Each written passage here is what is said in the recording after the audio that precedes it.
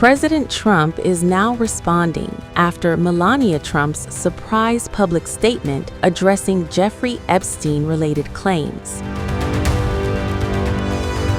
Speaking to reporters while departing the White House Thursday, Trump dismissed the allegations outright, calling them fake news. Last week and said she had no link to Jeffrey Epstein. Who did? The First Lady, Melania Trump. She had none. Why did she come out and say that last week? Because the fake news was saying she did, and she had none, and I think that's been proven. It bothered her that the fake news was being fake news, so she just wanted to clarify.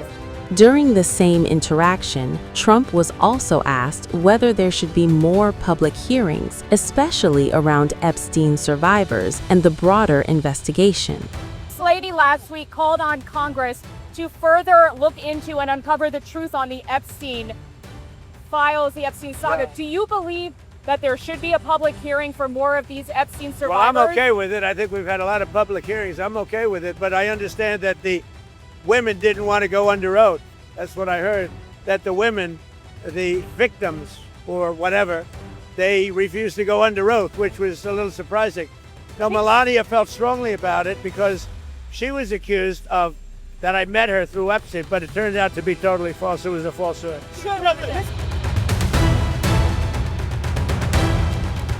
Now, this all comes after Melania Trump's own remarks, which caught many by surprise.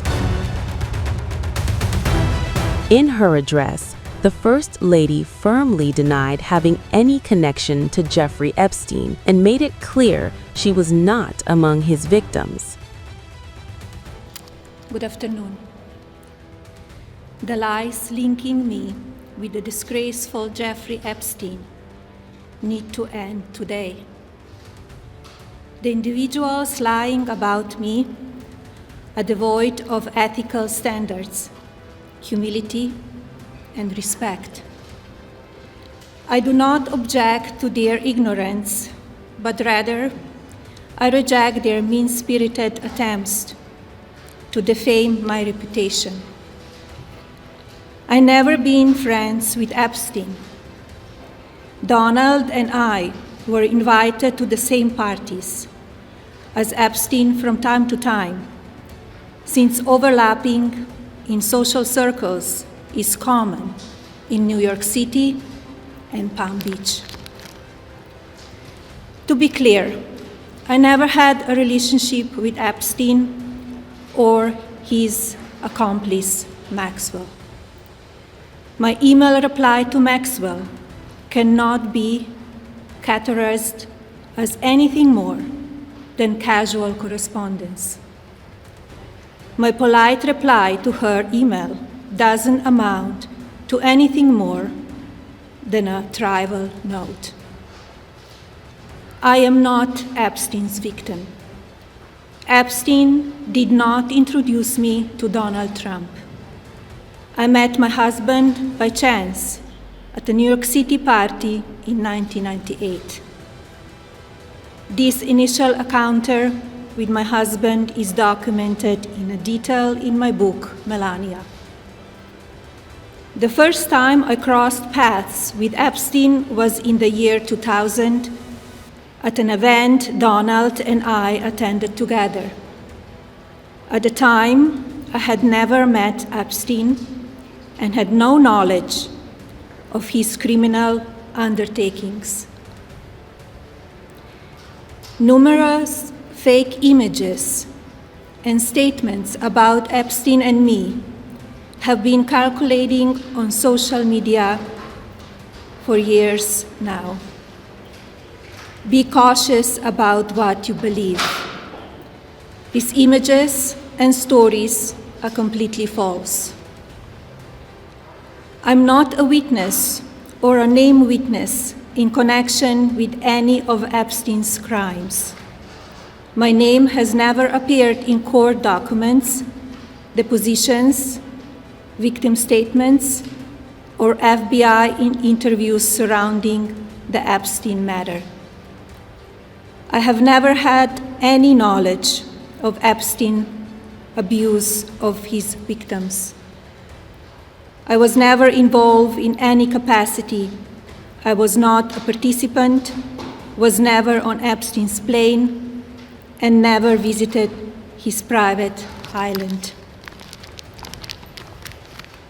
I have never been legally accused or convinced of a crime in connection with Epstein's sex trafficking, abuse of minors, and other repulsive behavior. The false smears about me from mean-spirited and politically motivated individuals and entities looking to cause damage to my good name, to gain financially and climb politically, must stop. My attorneys and I have fought these unfounded and baseless lies with success and will continue to maintain my sound reputation without hesitation. To date, several individuals and companies have been legally obligated to publicly apologize and retract their lies about me, such as Daily Beast, James Carville, and HarperCollins, UK. Now is the time for Congress to act. Epstein was not alone. Several prominent male executives resigned from their powerful positions after this matter became widely politicized. Of course, this doesn't amount to guilt, but we still must work openly and transparently to uncover the truth. I call on Congress to provide the women who have been victimized by Epstein with a public hearing specifically centered around the survivors. Give these victims their opportunity to testify under oath in front of Congress with the power of sworn testimony. Each and every woman should have her day to tell her story in public if she wishes, and then her testimony should be permanently entered into the congressional record. Then, and only then, we will have the truth. Thank you. For Secretary Lutnick to continue serving.